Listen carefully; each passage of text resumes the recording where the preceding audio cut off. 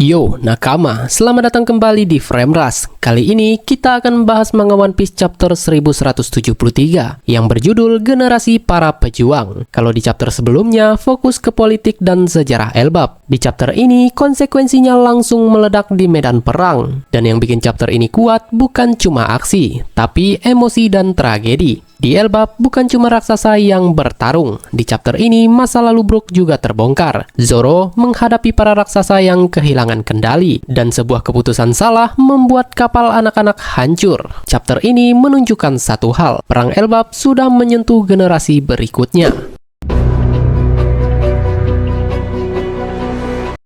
Oke, chapter kali ini dibuka dengan Zoro yang berada di desa barat Elbap. Desa ini kacau balau. Para raksasa saling menyerang tanpa pikir panjang. Penyebabnya adalah efek dari Domi Reversi yang membalik emosi dan membuat mereka kehilangan kendali. Zoro langsung sadar kalau ini dibiarkan, warga Elbap sendiri yang habis duluan. Zoro tidak membantai mereka. Dia justru melompat dari kepala ke kepala, menjatuhkan raksasa satu persatu, menahan serangan tanpa membunuh. Dan disinilah kelihatan jelas Zoro bertarung sebagai pelindung.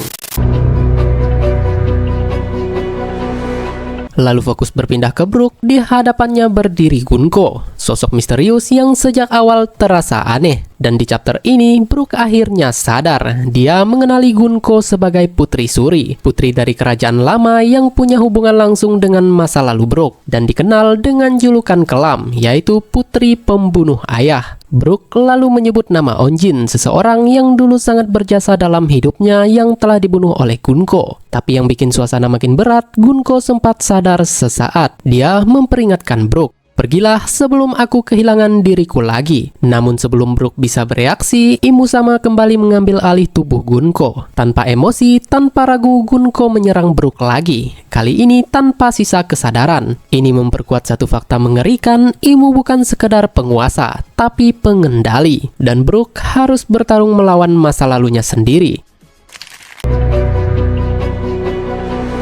Sementara itu, di area lain Elbaf, tiga raksasa muda yaitu Gerd, Goldberg, Rod akhirnya maju bersama. Mereka menghadapi musuh raksasa besar yang menghalangi upaya penyelamatan anak-anak. Dan disinilah muncul jurus gabungan mereka yang bernama Roaring Nation. Serangan ini adalah simbol generasi baru Elbaf yang tidak mau cuma jadi penonton dan berani melawan ketakutan lama. Serangan ini berhasil mendorong musuh besar menjauh. Saat semua terlihat seperti kemenangan, tapi di One Piece selalu punya sisi pahit. Tubuh musuh yang terpental akibat Roaring Nation justru jatuh ke arah kapal evakuasi anak-anak. Kapal itu hancur, anak-anak yang seharusnya selamat kini tenggelam bersama puing-puing. Panel ini sunyi, tidak ada teriakan kemenangan, hanya syok. Bahkan Somers yang berdiri menyaksikan terdiam melihat akibat dari perang ini. Chapter 1173 tidak berakhir dengan kemenangan heroik. Ia berakhir dengan pesan keras. Niat baik tidak selalu berakhir baik. Perang selalu menelan korban tak bersalah. Generasi baru Elbap ingin berubah, topi jerami ingin menolong, tapi dunia sudah rusak, tidak memberi jalan mudah. One Piece chapter 1173 menunjukkan bahwa Zoro bertarung untuk melindungi, bukan membunuh. Brook menghadapi masa lalu yang paling menyakitkan. Elbaf mulai membayar harga dari pilihan mereka. Dan Imu semakin terasa sebagai ancaman absolut. Ini bukan cuma arc Elbaf, ini adalah awal dari perang generasi. Kalau kalian suka dengan pembahasan kali ini, jangan lupa like, share, komen, dan juga subscribe. Sampai jumpa di pembahasan selanjutnya.